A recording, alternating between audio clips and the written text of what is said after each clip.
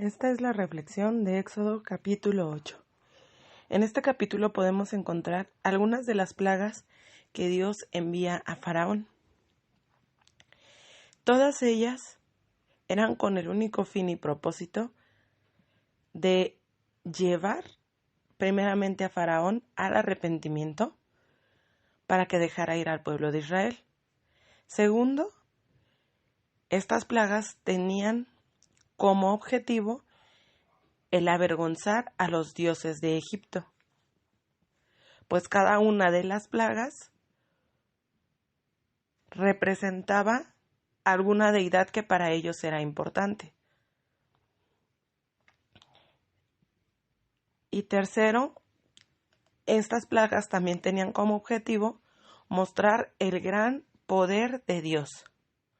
Si recordamos dentro de toda la narración, encontramos a los mismos hechiceros de Faraón haciendo la imitación de algunas de estas plagas. Sin embargo, todas las veces ellos lo pudieron hacer en una menor cantidad o con menor fuerza. Por ejemplo, cuando la serpiente, la vara que se convierte en serpiente, ellos hacen lo mismo. La serpiente que hizo Aarón con la vara se comió a las serpientes de ellos. Ellos igualmente pudieron convertir el agua en sangre, pero en una menor cantidad. Y así podían ir imitando. Sin embargo, nunca fue para mejorar las cosas. Es decir, cuando ellos hicieron esto, nunca pudieron quitar la plaga. 2, nunca llevaron a Faraón al arrepentimiento, sino al contrario, endurecía aún más su corazón. Cuando nosotros vemos este tipo de cosas nos damos cuenta que el hombre siempre intentará otros medios para llegar al Padre, por buenas obras, obras de caridad, ofrendas, portándose bien, creyendo que soy una buena persona, no le hago daño a nadie, le doy gasto a mi esposa, no le pego a mis hijos, cosas así, ¿no? Y esas cosas realmente no nos dan salvación. Simplemente es una manera de apaciguar nuestra conciencia. Sin embargo, lo que Dios nos envía a hacer siempre nos llevará al arrepentimiento para dar la gloria a Dios. Porque, por ejemplo, Él ha dicho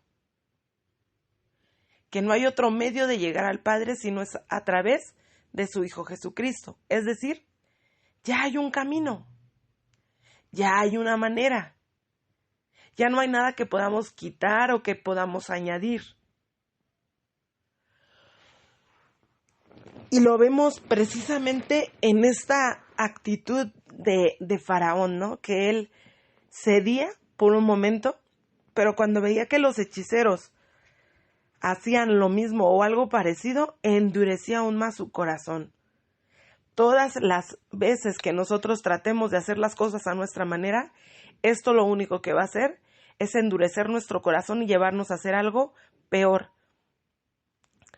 Es lo que dice su palabra cuando se cauteriza nuestra conciencia, cuando ya no sentimos nada al pecar. Podemos ver en esta misma narrativa cómo el faraón hace la petición de que oren para que Dios quite las ranas. Es decir, él realmente se da cuenta de dónde vienen estas plagas y quién las puede detener. Y hace una promesa, la cual no cumple.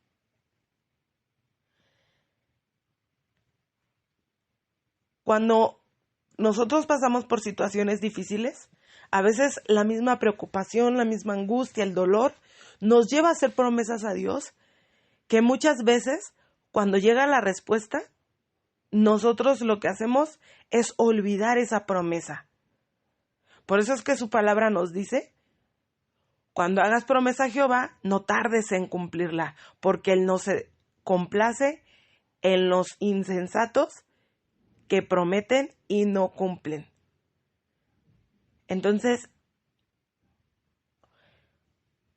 yo siempre aconsejo, si tienes un problema, si estás bajo presión, no hagas promesas a Dios. Lo que vayas a hacer, hazlo, pero no le prometas: ahora sí me voy a congregar, ahora sí voy a leer, ahora sí le voy a echar ganas.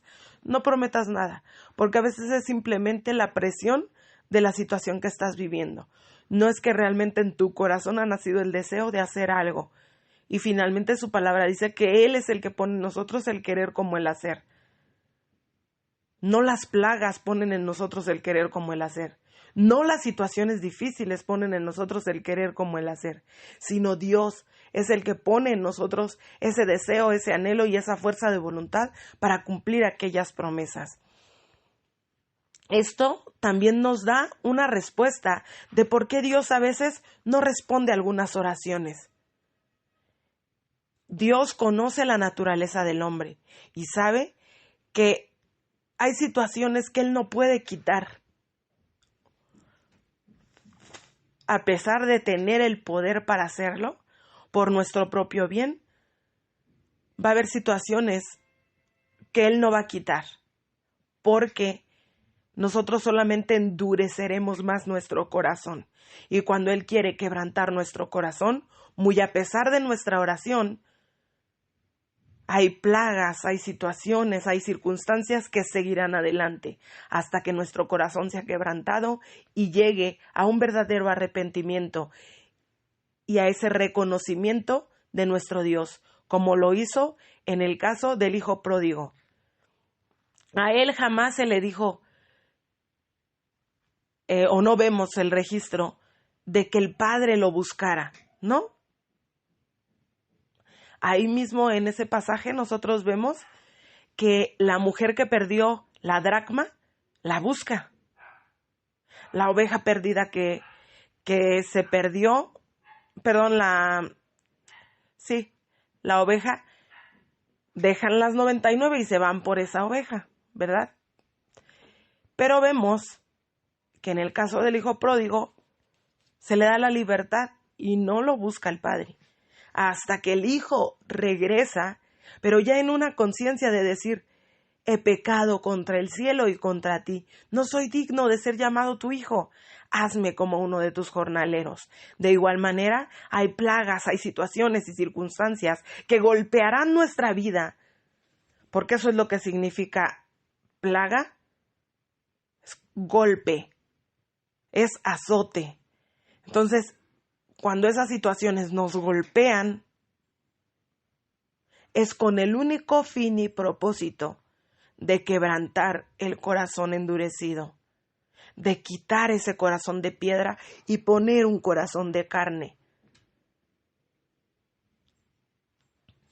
Medita si tú estás dejando que Dios quebrante tu corazón o si con cada situación que has vivido, poco a poco se ha endurecido tu corazón un poco más. Cuando estos hechiceros declaran por sí mismos que estas plagas vienen de Dios mismo, al no poder hacer nada con la plaga de piojos, ellos mismos dicen: dedo de Dios es este. Cuando los hechiceros dijeron esto a Faraón, mostró que sabían que había un poder mayor que el de ellos, y sin embargo, era un poder al que el Faraón no honraba ni servía, sino que el corazón de Faraón se endureció y no los quiso escuchar.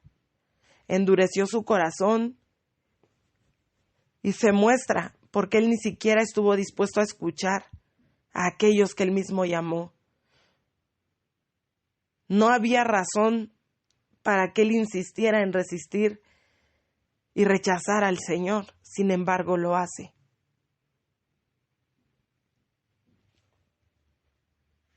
Cuando nosotros nos dejamos llevar por todo lo que el mundo ofrece y voluntariamente decidimos ignorar la palabra de Dios o aquellos que vienen a predicarte para evitar un cambio en tu vida o para seguir en la misma condición, entonces el Señor necesita aún seguir golpeando, es decir, una plaga más, una situación más. Porque Dios no quiere que ninguno perezca, sino que todos procedamos al arrepentimiento. Dios tiene el poder para quitar de nosotros toda plaga, toda situación, todo problema. Pero en muchas ocasiones Él no va a cambiar el problema, pero sí va a cambiar tu corazón, a fin de que llegues a Él con una actitud correcta, con el fin de que realmente haya cambios permanentes en tu vida.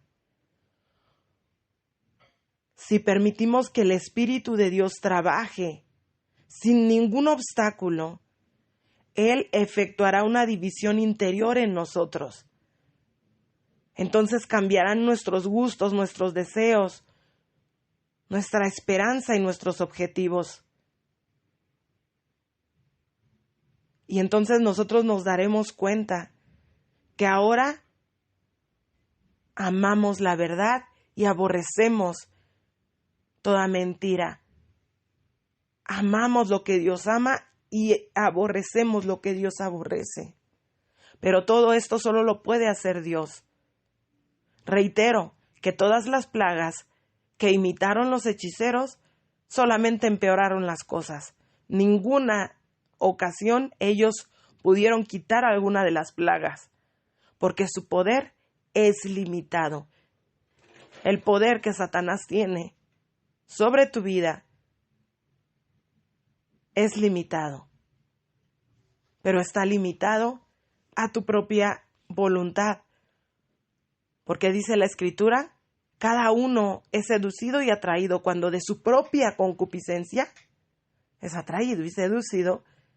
Entonces, ahí se gesta el pecado en el corazón del hombre.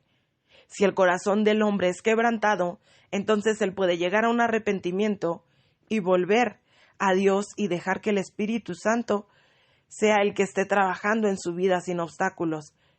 Pero si al contrario el corazón es endurecido, no habrá nada que lo haga cambiar de opinión.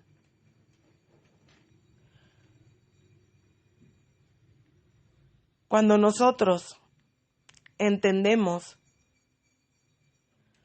lo que Dios hace en nuestras vidas, nos volvemos a Él en arrepentimiento, en una actitud correcta, en un reconocimiento de su amor y de su misericordia en nuestras vidas, que nos permite llegar a ese arrepentimiento. Pero muchas personas se vuelven a Dios en tiempos de calamidad solamente, y cuando las cosas mejoran, casi de inmediato se vuelven a endurecen su corazón hacia Dios. El faraón no fue un ejemplo inusual de humanidad, fue como muchos o como la mayoría de nosotros. Antiguo o moderno es lo mismo. A medida que nosotros continuamos en el pecado y rechazamos las oportunidades que Dios nos da para arrepentirnos, en lugar de volvernos a Él, el corazón continúa endureciéndose. La conciencia llega a cauterizarse. Esto se ve continuamente, pues un hombre no llega apostatando de su fe. Va poco a poco. Es como el que apuesta. No empieza apostando todo su sueldo semanal. Empieza con una apuesta amistosa y continúa. Entonces su corazón empieza a endurecerse un poco más, hasta que llega a apostar todo lo que tiene. Un hombre no empieza con una perversión vergonzosa, comienza con cosas más pequeñas, revistas, videos,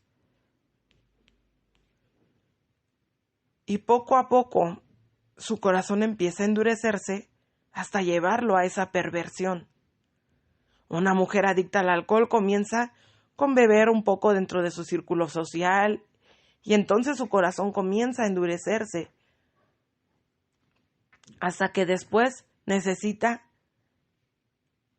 una dosis más alta, un poco más, hasta llegar a ser adicta o alcohólica. Y es lo mismo que pasa con un borracho, con un asesino.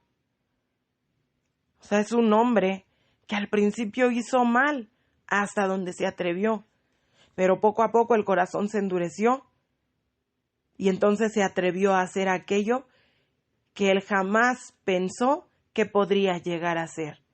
Todo esto nos muestra que cada uno de nosotros tenemos un poder de elección que el Señor nos ha dado. Se llama libre albedrío.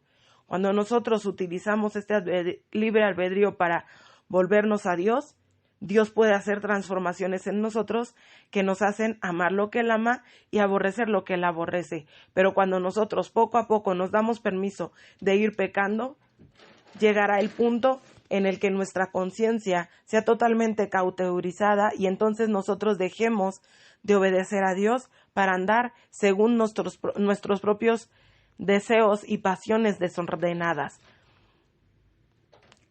Y el que siembra para la carne, de la carne segará corrupción, mas el que siembra para el espíritu, del espíritu segará vida eterna.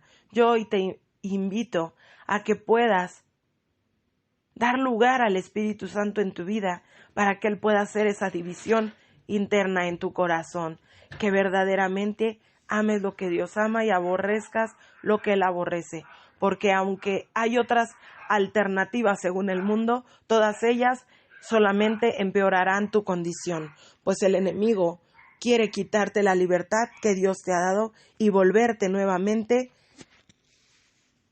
a vivir esclavo del pecado. Medítalo, cuídate mucho y que Dios te bendiga.